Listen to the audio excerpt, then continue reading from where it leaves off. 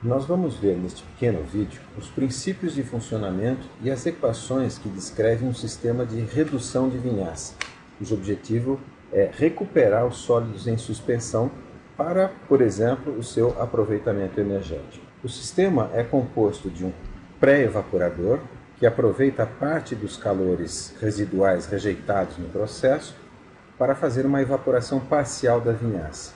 Em seguida, essa mistura gás-líquido, vapor-líquido, é enviado para um separador gravitacional que separa a fração de vapor, que é exaustada através de um exaustor, que também tem a função adicional de baixar a pressão de evaporação.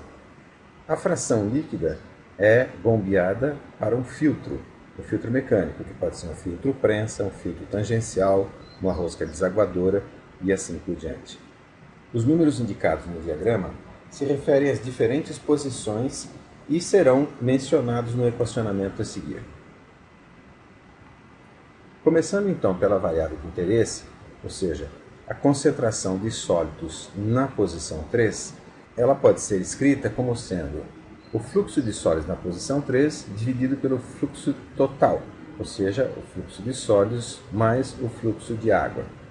O fluxo de sólidos acompanha sempre a fração líquida, portanto, ele pode ser escrito em função do fluxo de sólidos na entrada, ou seja, na posição 1, mais, no denominador, a vazão de água, o fluxo de água na posição 3. Esse índice 1 nós podemos omitir por simplicidade. Dessa expressão, nós conhecemos o fluxo de sólidos na entrada e precisamos calcular a vazão de água na posição 3. Isso pode ser feito a partir do título, ou seja, a vazão de água na posição 3 pode ser calculada como sendo 1 menos o título vezes a vazão de água na posição 2. E a vazão de água na posição 2 pode ser escrita em função da vazão de vinhaça. Consequentemente, nós temos a seguinte expressão, que a vazão de água na posição 3 é 1 menos o título, vezes 1 menos a concentração de sólidos na posição 1, vezes o fluxo total de vinhaça. Dessa expressão, nós conhecemos a vazão de vinhaça, a concentração de sólidos na entrada e precisamos determinar o título. O título pode ser calculado pelo quociente de duas diferenças de entalpia. A entalpia na posição 2, ou seja, da mistura gás-líquido, menos a entalpia na posição 3, ou seja, a entalpia do líquido saturado, dividido pela entalpia da posição 4, que é a do vapor saturado, menos a entalpia da posição 3, a do líquido saturado, e tudo isso à pressão P, dada pelo exaustor.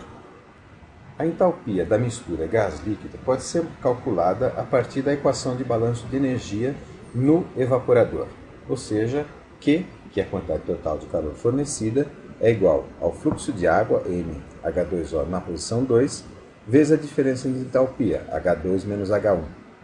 A vazão de água na posição 2 pode ser escrita em função da vazão de vinhaça, ou seja, 1 menos CS na posição 1, vezes a vazão de vinhaça, vezes o ΔH, H2 menos H1.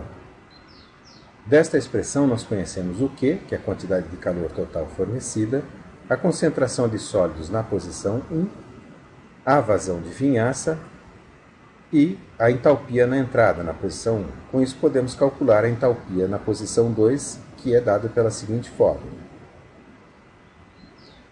Substituindo estas expressões umas nas outras, nós obtemos a seguinte expressão para o cálculo da concentração de sólidos na posição 3 em função da concentração de sólido na posição 1, das entalpias na posição 3, 4 e 1, ou seja, do líquido saturado, do vapor saturado e da entrada, e também da energia específica, Q, que é a quantidade total de calor, dividido pelo fluxo total de vinhaça. Vejamos então um exemplo numérico, em que dois cenários são comparados. No primeiro deles, a pressão de evaporação vai ser a pressão ambiente, 100 kPa, a concentração de sólidos na entrada é de 10%, e a temperatura na entrada de 80 graus. No segundo cenário, a concentração de sólidos é a mesma, 10%, a pressão de evaporação vai ser de 20 kPa e a temperatura 60 graus Celsius. As respectivas entalpias são mostradas abaixo, e o que nós vamos fazer é traçar um gráfico da concentração de sólidos na posição 3 em função da energia específica. em quilojoules por quilograma de vinhaça processada.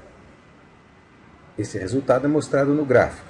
A curva azul mostra a evaporação a 100 kPa, ou seja, a pressão ambiente, e a curva vermelha mostra a evaporação a 20 kPa, portanto uma pressão negativa.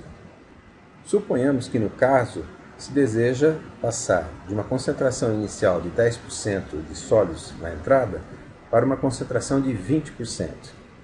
No caso da evaporação à pressão ambiente, a 100 kPa, vemos que é necessário fornecer 1.250 kJ por quilograma de vinhaça processada. Já, se isso for feito a 20 kPa, a pressão negativa, vemos que é necessário fornecer apenas 1.100 kJ por quilograma.